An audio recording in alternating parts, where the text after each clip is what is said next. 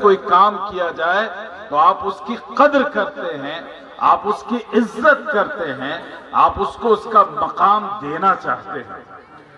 تیسری بات یہ ہے، یقین مانیے اتنا تھکا دینے والا، تاب و تھکن کا شکار کرنے والا سفر ابھی پچھلے چند سالوں میں نے نہیں کیا۔ آج صبح میں حیدرآباد سے کم و بیش 6:30 بجے نکلا اور رات میں 7:30 8 بجے یا 9 بجے کے قریب ہم آپ کے علاقے پہنچے۔ یہ جو 13-14 گھنٹے کا سفر تھا، یہ سفر کیسے پیش آیا اس کا بھی بیک گراؤنڈ اور اس کا پس منظر میں آپ کے سامنے رکھ دوں۔ مولانا عبد المقیت صاحب نے کم و بیش 20-25 مرتبہ ہمیں فون کیا اور ہم اپنی مصروفیتوں اور اسفار کی وجہ کر جواب نہیں دے پاتے تھے، اور اتنا لمبا سفر ہونے کی وجہ سے طبیعت آمادہ نہیں تھی، اس لیے کہ مسلسل 1 ماہ سے ہم سفر میں ہیں اور ابھی شعبان کے ختم تک اسفار ہیں۔ لیکن انہوں نے ایک جملہ مجھ سے کہا جس نے میرا حوصلہ باندھا اور مجھے آج آپ کے سامنے اور روبرو لا کر رکھ دیا۔ وہ جملہ ان کا یہ تھا کہ حضرت، لوگ شہر شہر جاتے ہیں، اس قصبے اور دیہات کو، اس غیر افتادہ علاقے کو کوئی پوچھتا نہیں ہے، اللہ کی نسبت پر اگر آپ نہیں آئیں گے تو کون آئے گا؟ یہ جملہ تھا جس نے میرے سارے عذر، سارے بہانے اور ساری باتوں کو اس نے پس پش ڈال دیا۔ ہم نے اللہ کے نام کی نسبت پر یہ سفر کرنا طے کیا، اور میں سمجھتا ہوں کہ جب مجھے یہ بتایا گیا کہ 2 لڑکیوں نے، مسلم سماج کی 2 بیٹیوں نے قرآن مجید حفظ کر لیا ہے، اور اس علاقے میں پہلی بار ایسا ہوا کہ لڑکیوں نے قرآن مجید حفظ کرنا شروع کیا اور اسے اپنے منزل تک پہنچایا، تو میں سمجھتا ہوں کہ اگر ایسی مناسبت اور ایسا موقع ہو تو انسان کو اپنے قدموں کے سہارے نہیں، سر کے بل آنا چاہیے۔ اور میں آپ کے درمیان پوری عقیدت اور محبت اور اپنائیت کے احساس اور جذبے کے ساتھ حاضر ہوں۔ میرے عزیز دوستوں اور بزرگوں، آج جو مناسبت ہے قرآن مجید کی تکمیل کی، عزیزی معصومہ خاتون بنت عبد الرحمن جو آپ کے اسی گاؤں کی ہیں، اور اسی طریقے سے حافظہ عاطفہ شبنم بنت مرحوم ماسٹر اعجاز احمد، ان دونوں نے جو کارنامہ انجام دیا ہے، یہ اصل میں اسلام کی سچائی اور اسلام کے قیامت تک زندہ رہنے کا زندہ ثبوت ہے۔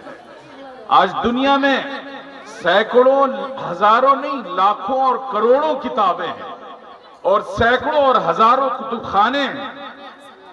اور کون سا موضوع ہے جس پر کتابیں نہیں ہیں؟ سائنس پر، میتھ پر، سوشل سائنسز پر، جغرافیہ پر، ہسٹری پر، آرٹس اور کلچر پر،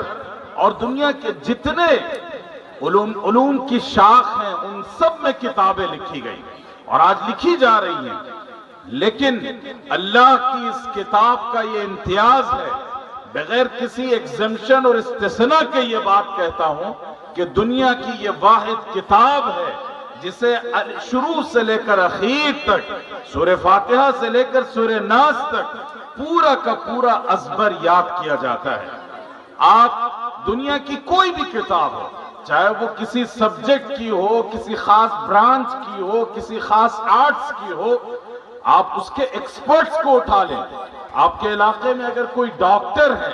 بڑے سرجن ہیں، ان کو بلا کر پوچھئے گا کہ آپ نے سرجری کی جو کتاب اپنے سلیبس میں پڑھی تھی، کیا اس کتاب کا حرف اور اس کا پورا ٹیکسٹ زبانی یاد ہے؟ دنیا کا کوئی سرجن اپنے سلیبس کی کتاب کو زبانی یاد نہیں رکھتا۔ ہاں، اس کے اصول ہیں، پرنسپلز ہیں، اس میں بتائے ہوئے میتھڈ اور طریقہ کار ہیں، ان کو زبانی یاد کیا جاتا ہے، لیکن اس کا ٹیکسٹ زبانی یاد نہیں کیا جاتا۔ یہی حال دنیا کے تمام علوم کا ہے، اور بات صرف علوم تک کی نہیں ہے۔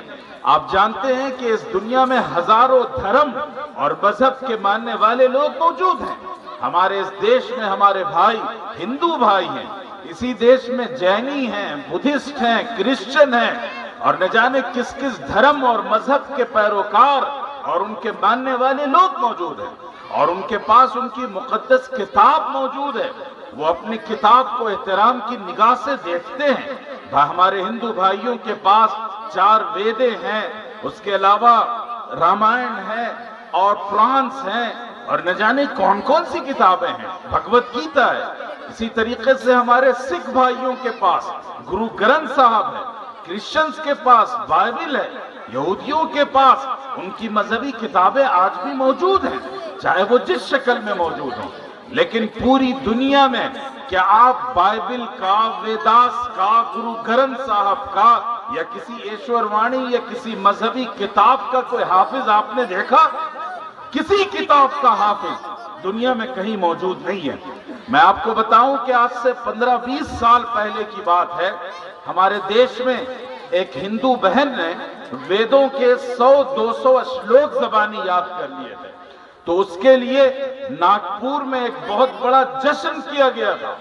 اور اس میں پورے ہندوستان کے بڑے بڑے پنڈت اور پروہتوں کو بلایا گیا تھا، اور کہا گیا تھا کہ دیکھو یہ خاتون ہیں اور انہوں نے ویدوں کے 100-150 اشلوک زبانی یاد کر لیے ہیں، یہ ہمارے لیے کتنا بڑا فخر کا کارنامہ ہے۔ لیکن آپ کو بتا دوں کہ ہمارے گلی کوچوں میں، ہمارے مدرسوں اور مسجدوں میں اور گھر گھر میں اللہ کا شکر ہے ایسے افراد موجود ہیں۔ آپ کے شہنشی پر یہاں پر 20 حافظ قرآن موجود ہوں گے جنہوں نے قرآن مجید کا ایک ایک حرف زبانی یاد کیا ہو اور ایک بیٹھک میں پورا کا پورا قرآن سنا سکتے ہوں۔ یاد رکھیے گا، یہ اس امت کا معجزہ ہے، یہ اس امت کی کرامت ہے، یہ اس امت کے زندہ ہونے کی دلیل ہے۔ اور بتا دوں میں آپ کو، جس طریقے سے پوری دنیا میں پچھلے 1450 سال میں اسلام کو ختم کرنے کی کوشش کی گئی، مسلمانوں کا قتل و خون کیا گیا اور مسلمانوں کے خون کی ہولیاں کھیلی گئی، اور یہ کوشش کی گئی کہ مسلمانوں کو ہمیشہ کے لیے صفحہ ہستی سے مٹا دیا جائے، ان کا وجود ختم کر دیا جائے۔ لیکن آخر کیا بات ہے کہ وہ طاقتیں جو مسلمانوں کی عداوت پر آمادہ تھی وہ نیست و نابود ہو گئی، وہ سویلائزیشن اور وہ سپر پاور جنہوں نے اسلام پر بندش لگانے کا خواب دیکھا تھا، ان کے ٹکڑے ٹکڑے ہو گئے اور ان کی بخیہ ادھیڑ کر رکھ دی گئی۔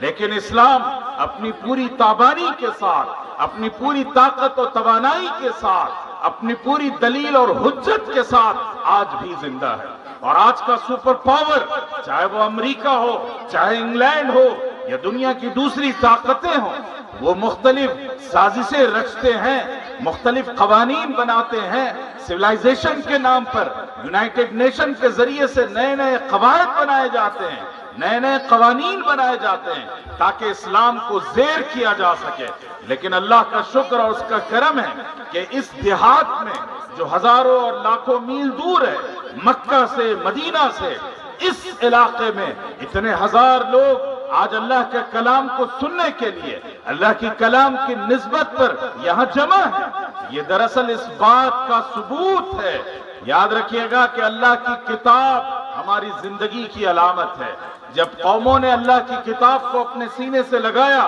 قرآن مجید کو عزت و احترام کی نگاہ سے دیکھا اور اللہ کی کتاب کو اپنی زندگی میں نافذ کیا، تو یاد رکھیے گا اس قوم کو دنیا کی کوئی طاقت اور دنیا کا کوئی سپر پاور تباہ و برباد نہیں کر سکتا۔ جیسے آپ دیکھتے ہیں کہ سورج کا کام روشنی دینا ہے، اور جب سورج نکل آئے تو دنیا کی کوئی طاقت اس کی روشنی کو روک نہیں سکتی، کوئی اندھیرے کو تھام کر نہیں رکھ سکتا۔ اسی طریقے سے پانی کا کام آگ بجھانا ہے، زمین میں پیداوار لانا ہے، زندگی پیدا کرنا ہے۔ اسی طریقے سے یہ جو اللہ کی کتاب ہے، جسے آپ قرآن مجید کہتے ہیں، کلام مجید کہتے ہیں، القرآن اور الفرقان کہتے ہیں، اللہ کی اس کتاب کی تاثیر یہ ہے کہ یہ قوموں کو اور افراد کو زندگی عطا کرتی ہے۔ اور جتنا سورج کی روشنی پر آپ کو یقین ہو اور جتنا بارش کی تاثیر پر آپ کو یقین ہو، اس سے زیادہ آپ کو یقین اللہ کی اس کتاب پر رکھنا چاہیے، اس لیے کہ آقا علیہ الصلوۃ والسلام نے فرمایا تھا اور بجا کہا تھا کہ ان اللہ لا يرفع بهذا الكتاب اقواما، وَيَضَعُ بِهَا آخَرِينَ۔ اللہ تعالیٰ اس کتاب کے ذریعے سے، قرآن مجید کے ذریعے سے قوموں کو بلندی عطا کریں گے، اقتدار عطا کریں گے، شوکت و قوت عطا کی جائے گی، عزت عطا کی جائے گی۔ اور پھر اللہ کے رسول صلی اللہ علیہ وسلم نے فرمایا کہ اسی کتاب کے ذریعے سے اللہ تعالیٰ بہت سی قوموں کو ذلیل کر کر رکھ دیں گے، رسوا کر دیں گے، ان کے نام و نشان کو نیست و نابود کر دیا جائے گا، ان کے وجود کو صفحہ ہستی سے مٹا دیا جائے گا۔ یہ بات آقا علیہ السلام کی کہی ہوئی ہے، ہماری اور آپ کی نہیں ہے۔ پچھلے 1450 سال کی اسلامی تاریخ اس کی گواہ ہے، اس کا ثبوت ہے کہ جب مسلمانوں نے اللہ کی کتاب کو اپنے گلے سے لگایا، اس پر عمل کیا، اس کا احترام کیا، اس کا حق ادا کرنے کی کوشش کی، تو اللہ تعالیٰ نے اس قوم کو اقتدار اور طاقت اور قوت اور پاور عطا کیا۔ اور جب لوگوں نے اللہ کی کتاب سے روگردانی کی، اس کی عزت کا لحاظ نہیں رکھا، اس کی عصمت و ناموس کو نظر انداز کیا، تو پھر اللہ تعالیٰ نے ان قوموں کو ذلیل اور رسوا کیا۔ آپ نے دیکھا عرب وہ بدو لوگ تھے، وہ دیہاتی لوگ تھے، ان کے پاس کوئی سویلائزیشن نہیں تھا، کوئی بڑا کلچر نہیں تھا، ان کے پاس کوئی طاقت نہیں تھی، ان کے پاس کوئی صنعت نہیں تھا، ان کا گزر بسر یا تو کھیتی باڑی پر ہوتا تھا یا پھر تجارت پر ہوتا تھا۔ لیکن آپ دیکھیں کہ نہ مکہ میں نہ مدینے میں، قدیم پوری تاریخ اٹھا لیجئے، نہ ان کے پاس آرکیٹیکچر تھا، نہ ان کے پاس کوئی رچ کلچر تھا۔ لیکن کیا عجیب بات ہوئی کہ اللہ کا کلام اس سرزمین پر اترا اور لوگوں نے اللہ کے کلام کو اپنی آنکھوں سے لگایا، اپنے دل میں محفوظ کیا اور اپنی زندگی میں اسے نافذ کیا، تو دیکھتے دیکھتے پورا کا پورا عرب فتح ہو گیا، مصر و شام فتح ہو گیا، چین تک مسلمانوں کی فوجیں پہنچی، یورپ کے دروازوں پر مسلمانوں نے دستک دیا اور ہندوستان اور سندھ